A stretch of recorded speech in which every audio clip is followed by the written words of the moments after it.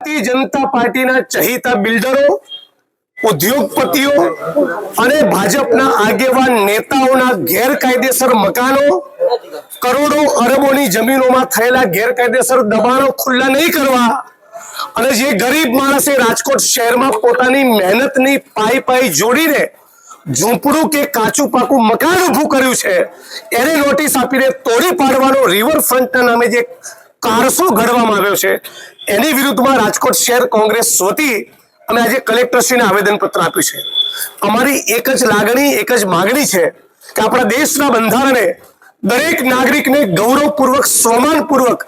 માથે છત હોય એ રીતે જીવન જીવવાનો અધિકાર આપ્યો છે।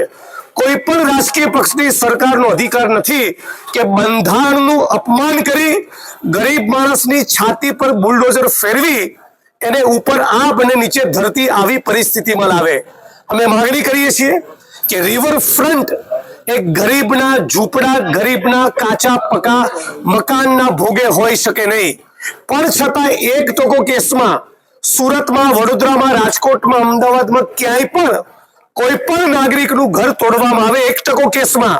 તો એને મનપસંદ એવી વૈકલ્પિક વ્યવસ્થા ઊભી કરવી જોઈએ।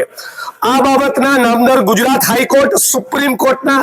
1 ડઝનથી વધારે ચુકાદાઓ છે। આવા ચુકાદાઓની અવમાનના કરી વિકાસના કોઈ પણ પ્રોજેક્ટ કે રિવરફ્રન્ટના નામે રાજકોટ વાસીઓને બેઘર કરવામાં આવે અને ભાજપના નેતાઓના દબાણો માટે મૌન ધારણ કરવામાં આવે એ કોંગ્રેસ પાર્ટી તરીકે અમે ચલાવી લેવાના નથી। અને 10 તારીખે રાજકોટમાં જ્યારે દેશના પ્રધાનમંત્રી નરેન્દ્ર મોદી આવે ત્યારે એમને સવાલ પૂછવા માટે રાજકોટની જનતા રાજકોટ કોંગ્રેસ જશે